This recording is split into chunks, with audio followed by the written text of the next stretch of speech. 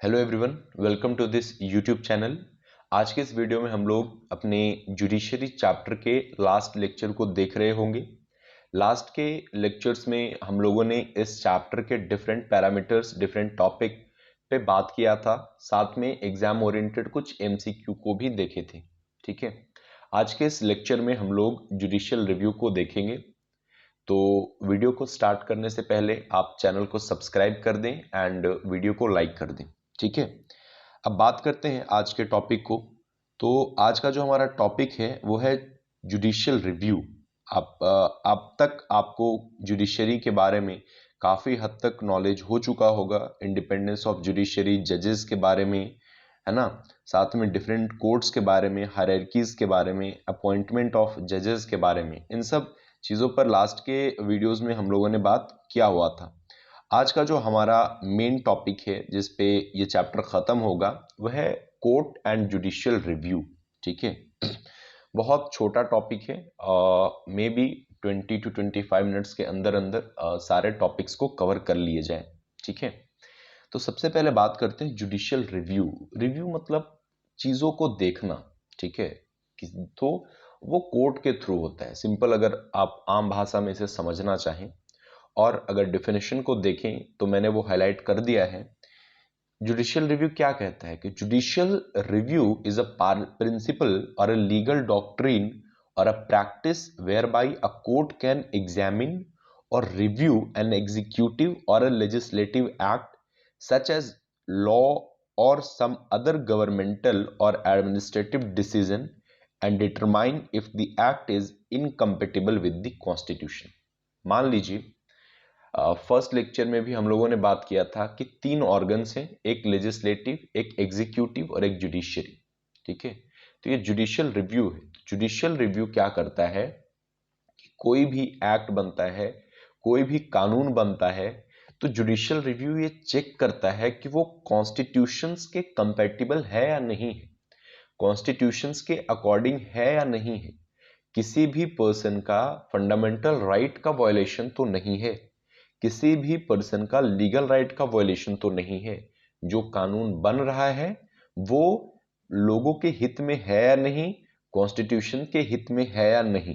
अगर वो कॉन्स्टिट्यूशन के हित में नहीं होता है तो फिर कोर्ट अपना प्रोसीडिंग उस पर करता है, उस पर रोक लगाता है। ठीक है, तो मोटा मोटी अगर देखा जाए तो जुडिशियल रिव्यू का यही मतलब है। जुडिशियल रिव्यू का मतलब क्या है?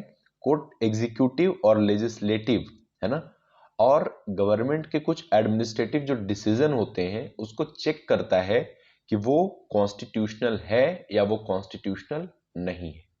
सिंपल सा यही मतलब है जुडिशियल रिव्यू के बारे में। अगर एग्जाम में इस टॉपिक से आए तो हाईलाइटेड किया हुआ सेंटेंस को आप याद रखेंगे। ठीक है, नेक्स्ट है हमारा separation of power. Separation of power मतलब पावर का डिवीजन, पावर का बंटवारा कर देना। ठीक है, किसी भी एक पर्टिकुलर व्यक्ति के पास पावर ना होना। ठीक है, क्लास 10th में आई होप सो आप सभी ने सिविक्स में पढ़ा होगा डिसेंट्रलाइजेशन ऑफ पावर, पावर का बंटवारा करना। ठीक है, किसी भी पर्टिकुलर व्यक्ति के पास एक पावर नहीं होगा। क्यों? क्योंकि अगर कोई एक पर्टिकुलर व्यक्ति के पास सारा पावर होगा तो वो ऑब्वियस है कि वो पर्सन उस पावर को मिसयूज करेगा। ठीक है, मान लीजिए अगर भारत एक कंट्री है, अगर सारा पावर, ठीक है, कोर्ट्स का पावर, एग्जीक्यूटिव का पावर, एडमिनिस्ट्रेटिव पावर, हर पावर अगर प्राइम मिनिस्टर के हाथ में सौंप दिया जाए तो हो सकता है कि वो पावर का मिसयूज करें। ठीक है, सिमिलरली अगर वही पावर प्रेसिडेंट को सौंप दिया जाए तो वो भी पावर को मिसयूज कर सकते हैं। ठीक है, इसलिए आप लोगों ने देखा होगा कि डिफरेंट ऑर्गन्स, डिफरेंट ऑफिस बने हुए हैं, हर व्यक्ति का जुरिस्डिक्शन, हर व्यक्ति का पावर डिफाइंड है। ठीक है, कि किसका क्या काम है। क्यों ऐसा है? क्योंकि पावर का मिसयूज नहीं होने देना चाहती है कॉन्स्टिट्यूशन ऑफ इंडिया। ठीक है, तो सेपरेशन ऑफ पावर की अगर बात किया जाए तो तीन ब्रांचेस हैं गवर्नमेंट के। पहला लेजिस्लेटिव, दूसरा एग्जीक्यूटिव एंड तीसरा जुडिशियरी। इन तीनों के बारे में हम लोगों ने फर्स्ट में बात किया था कि जो लेजिस्लेटिव होते हैं वो कानून को बनाते हैं, ठीक है। जैसे पॉलिटिशियंस वगैरह हो गए, एमपीज हो गए, है ना, एमपीज, हाँ। एंड एग्जीक्यूटिव कौन, जो उस लॉ को एग्जीक्यूट करवाते हैं, जैसे डिस्ट्रिक्ट लेवल पे आईएएस ऑफिसर हो गए, आईपीएस ऑफिसर हो गए, ब्लॉक लेवल पे बीडीओ हो गए, है ना, ये सब एग्जीक्यूटिव के अंदर आते हैं। और जुडिशियरी क्या करता है, जुडिशियरी का काम है चेक करना कि जो लॉ पास हुआ है पार्लियामेंट में, जो लॉ बने हैं वो कॉन्स्टिट्यूशंस के अकॉर्डिंग है या नहीं है, या किसी भी व्यक्ति का वो लीगल राइट का वॉयलेशन तो नहीं कर रहा है, किसी भी व्यक्ति का कानून का उल्लंघन तो नहीं कर रहा है। अगर कानून का उल्लंघन कर रहा है तो कोर्ट वही देखता है, उसी को हम लोग जुडिशियल रिव्यू जुडिशियल रिव्यू कहते हैं, ठीक है। तो ये चीज था सेपरेशन ऑफ पावर में।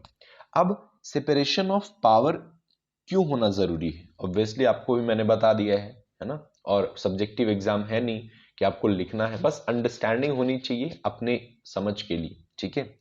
तो पहला जो है एडवांटेज इसका, it allows for liberty as it avoid concentration of power in one branch. अभी जो मैंने बताया है ना, ये स्वतंत्रता प्रदान करता है, किससे, कोई एक व्यक्ति के पास पावर नहीं है, सबके पास पावर का बंटवारा किया गया है ना। अपने घर में भी आप देखते होंगे कुछ कुछ फैसले पर पापा डिसीजन लेते होंगे, कुछ पे मम्मी लेती होगी। तो ये क्या है, ये सेपरेशन ऑफ पावर है ना, पावर का बंटवारा किया गया है कि इनका ये जुरिस्डिक्शन है, इनका ये जुरिस्डिक्शन है, ठीक। Second, it promotes efficiency. Third, it facilitates and enrich democratic discussion through the power of checks and balance of each branch. And the judicial review allows judiciary to safeguard, check and balance and to ensure the separation of power of the other two branch of government। तो ये था हमारा separation of power के अंदर जो भी हम लोगों ने बात किया हुआ था उसके बारे में, ठीक है। अब इसी में अगर आगे हम लोग बढ़े तो सेपरेशन ऑफ पावर में ही तीन लिस्ट डिफाइन किया गया है। एक है सेंट्रल लिस्ट, दूसरा स्टेट लिस्ट एंड जो थर्ड है वो हमारा कंकरेंट लिस्ट है।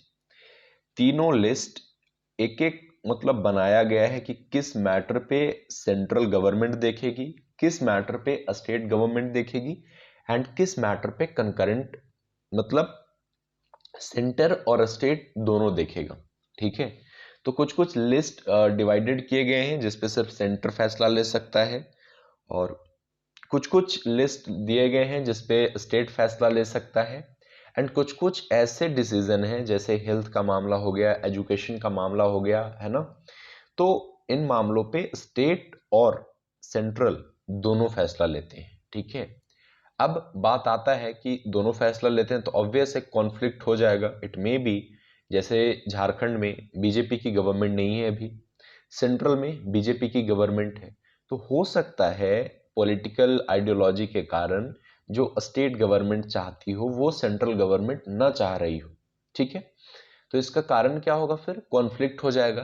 तो उसके लिए कॉन्स्टिट्यूशन में ये प्रोविजन है कि अगर सेंटर और स्टेट के बीच में कॉन्फ्लिक्ट हो जाए तो सेंट्रल का जो बात है उसको सुपीरियर माना जाएगा, उसको ऊपर माना जाएगा, ठीक है। ये था हमारा central list, state list and concurrent list. अभी इसके बारे में आगे टॉपिक है तो उस पर हम डिटेल वे में बात करेंगे। अभी यहाँ पर सेपरेशन ऑफ पावर के बारे में बात किया हुआ था, इस वजह से मैंने लिख के भी रखा था इसको बताने के लिए, ठीक है। नाउ आगे बढ़ते हैं अब हम। अभी हमारा scope of judicial review in India. तो अगर जुडिशियल रिव्यू के बारे में बात करें तो अभी हम लोगों ने देखा था कि जुडिशियल रिव्यू है क्या, क्यों जरूरी है ना। तो उसी चीज को फिर है कि scope of judicial review in court in India has developed with respect to 3 issues. 3 कारणों की वजह से इसको लाया गया। पहला, protection of fundamental right as guaranteed in the constitution. किसी फंडामेंटल राइट के प्रोटेक्शन के लिए कि किसी के फंडामेंटल राइट्स का वायलेशन ना हो, उस वजह से जुडिशियल रिव्यू का प्रोविजन कॉन्स्टिट्यूशंस में लाया गया। दूसरा, matter concerning the legislative competence between the centre and state, जो मैंने अभी बात किया। And third, fairness in executive act. तो इस ये है आपका scope of judicial review in India. ठीक है। अब बात करते हैं हम लोग individual and the group rights. ठीक है। Article 13(2) of the constitution of India provide that the state shall not make any law which take away or abridges the right conferred by this part third, and any law made in contravention of this clause shall to be extent of contravention be void. B.R. Ambedkar, the chairman of Constitution Drafting Committee of Constitutional Assembly, and इसको उन्होंने कहा heart of the constitution. समझिए चीजों को। सबसे पहले भीमराव अंबेडकर, जिन्होंने constitutions जो कॉन्स्टिट्यूशंस के ड्राफ्टिंग कमिटी के हेड थे। ठीक है। अगर जो व्यक्ति लॉ का नॉलेज नहीं रखता है, अगर आप उनसे पूछते हैं कि संविधान किसने लिखा, तो वो डायरेक्ट वो इंसान बोलेगा कि डॉक्टर भीमराव अंबेडकर, है ना। ऐसा नहीं है, और भी लोग थे। कॉन्स्टिट्यूशनल असेंबली था जिसमें हर लोगों ने अपना अपना योगदान दिया। ठीक है। तो बहुत लोगों की भागीदारी थी संविधान को बनाने में। तो जो भीमराव अंबेडकर थे उनका योगदान बढ़िया था, अच्छा था, और उनका जो योगदान था, उनकी जो पोस्ट थी वो ड्राफ्टिंग कमेटी के वो हेड थी। ठीक है। अब आर्टिकल 13(2) दैट इज 13(2) इसको किस तरीके से पढ़ेंगे। आर्टिकल 13 सब क्लॉज 2 ये कहता है कि राज्य स्टेट ऐसा कोई भी कानून नहीं बनाएगा जो part third that is fundamental right का वायलेशन कर रहा हो। ये कौन कहता है। आर्टिकल 13 सब क्लॉज 2 ये कहता है कि स्टेट, है ना, स्टेट ऐसा कोई भी लॉ नहीं बनाएगा जो पार्ट थर्ड में फंडामेंटल राइट है उसका वायलेशन कर रहा है। ठीक है। अगर वो बनाता है तो वो हो जाएगा वॉइड। वॉइड किसको बोलते हैं। अगर आप इंडियन कॉन्ट्रैक्ट एक्ट 1872 पढ़ेंगे तो ये टर्म से आप फैमिलियर होंगे, है ना।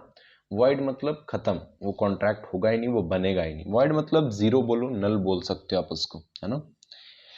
नेक्स्ट जो हमारा आर्टिकल प्रोवाइड दैट ये चीज बोला गया।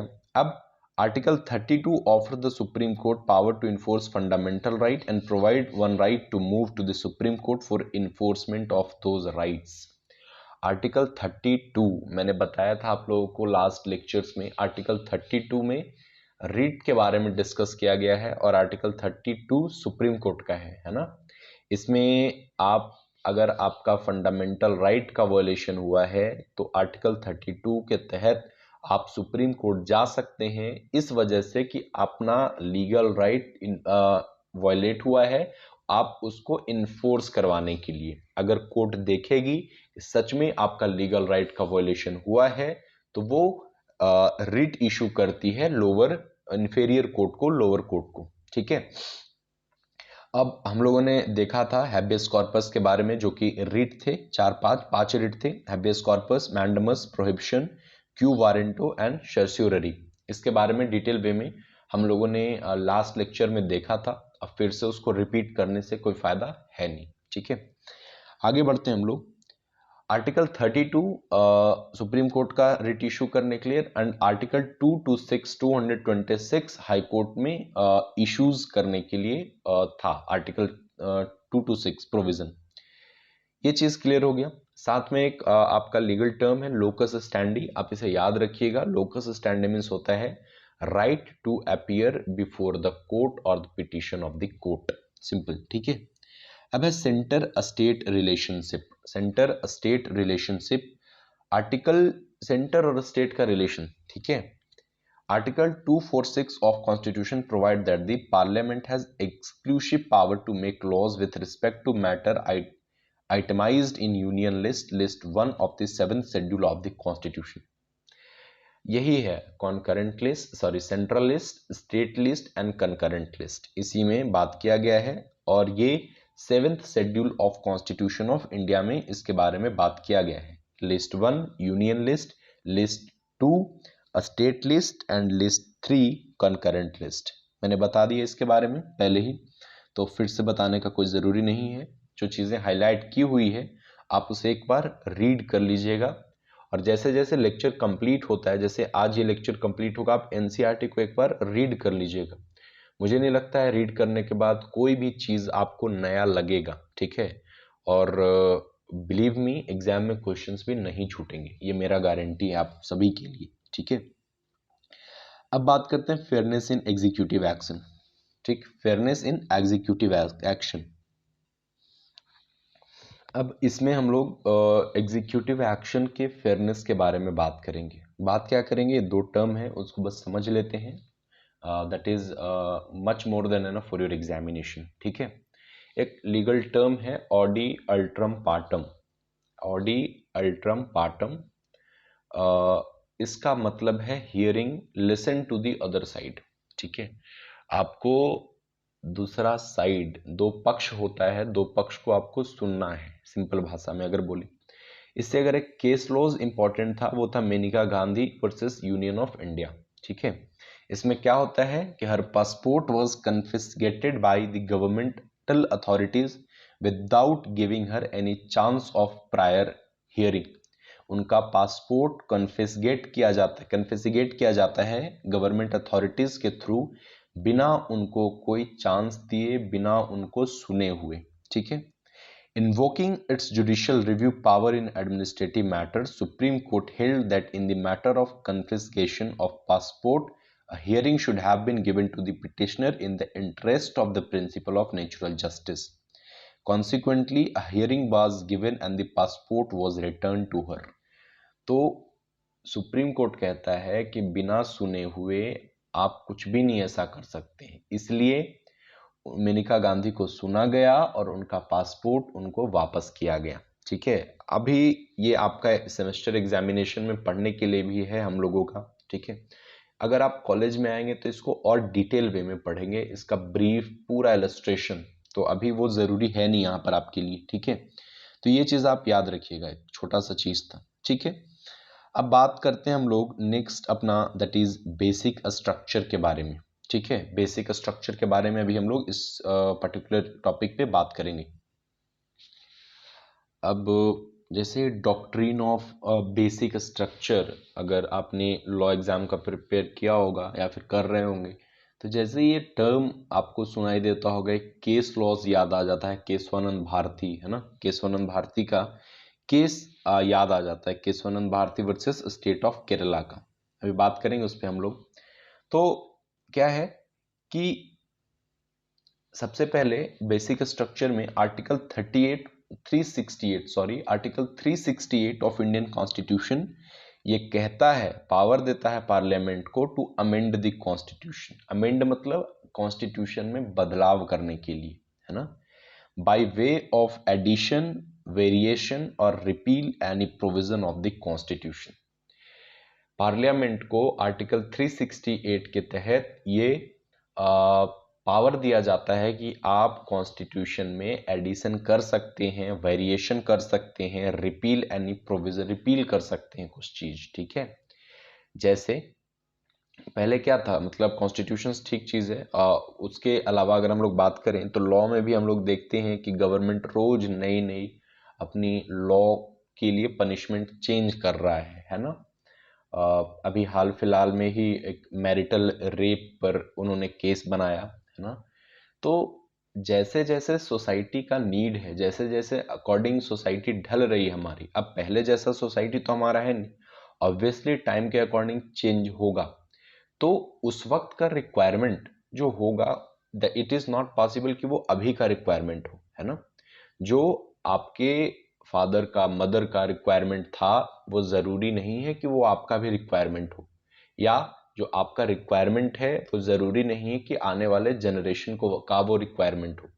तो चीजें रिक्वायरमेंट के हिसाब से चेंज होती है, तो लॉ को भी चेंज किया जाता है। अल्टीमेटली लॉ जो बना हुआ है वो सिटीजन के लिए ही बना हुआ है, ठीक है। तो आर्टिकल 368 वही कहता है। अब आर्टिकल 13 सब क्लॉज 2 कहता था, अभी बताया मैंने, कि स्टेट कोई भी ऐसा लॉ नहीं बनाएगा जो किसी के फंडामेंटल राइट का वायलेशन होगा, ठीक है। कॉन्स्टिट्यूशन प्रोहिबिट करता है कि आप बेसिक स्ट्रक्चर को चेंज नहीं कर सकते हैं, कॉन्स्टिट्यूशन का जो बेसिक स्ट्रक्चर है वो चेंज नहीं कर सकते हैं, ठीक है। इसके लिए एक केस हुआ था 1971 में, बहुत फेमस केस था, ठीक है, 1971 सॉरी हाँ 1973 में, ठीक है। और एक मिनट, 1971 में क्या था, the parliament adopted the 24th amendment to the constitution altering Article 13 and Article 368 in a way that allowed itself with unlimited power of amendments including authority to amend the fundamental right provision। ठीक, अब 1973 में एक landmark case था, वो case का नाम था Kesavananda Bharati versus state of Kerala, ठीक है, जिन्होंने डिस्कस किया था the question about the unlimited constitutional amendment power of the parliament and stabilize the doctrine of basic structure or feature of the constitution। ठीक है, this doctrine invalidates any constitutional amendment that destroys or harm a basic or essential feature of the constitution like secularism, democracy and federalism। Supreme Court has also held judicial review to the basic structure of feature constitution। As a result, it nullify any constitutional amendment that abolishes or disregard judicial review in issues concerning to fundamental right of the citizen। ठीक है, ये case laws था, important case laws है, आप इस चीज को याद रखेंगे, ठीक है। अब आपका ये चैप्टर पूरी तरीके से कंट्रोल में आपका है और पूरी तरीके से मैंने एनसीईआरटी के लाइन बाय लाइन को, हर एक टॉपिक को कवर कर दिया है, ठीक है। अब आप इस चैप्टर के लिए तैयार हो चुके हैं। इस चैप्टर से मुझे नहीं लगता कोई भी क्वेश्चंस अब आपके छूटेंगे, ठीक है। तो जो नेक्स्ट वीडियो से हम लोग अपने नेक्स्ट चैप्टर का बात करेंगे, ठीक है। और इस चैप्टर के अकॉर्डिंग, इस चैप्टर से रिलेटेड एमसीक्यू का पूरा जो है ना अराउंड 50-60 एमसीक्यू वो रेडी कर लिए गए हैं। मोस्ट प्रोबेबली ऑन संडे आपको वीडियोस मिल जाएंगे उस चीज को लेकर, ठीक है। तो फर्स्ट चैप्टर हम लोगों का कंप्लीट हो गया, जुडिशरी। नेक्स्ट जो हमारा यूनिट 2 है उसमें टॉपिक ऑफ लॉ है, जिसमें हम लोग law of property, law of contract, law of tort, introduction to the criminal laws in India IPC and administrative law, ठीक है। Most probably within a week I will try to finish this unit 2 chapters, ठीक है। And मतलब within a 1 month till the February complete होते होते I will try to cover this all chapters, ठीक है। तो आज के लिए इतना ही, मिलते हैं हम लोग नेक्स्ट वीडियो में। Thank you very much and have a nice day.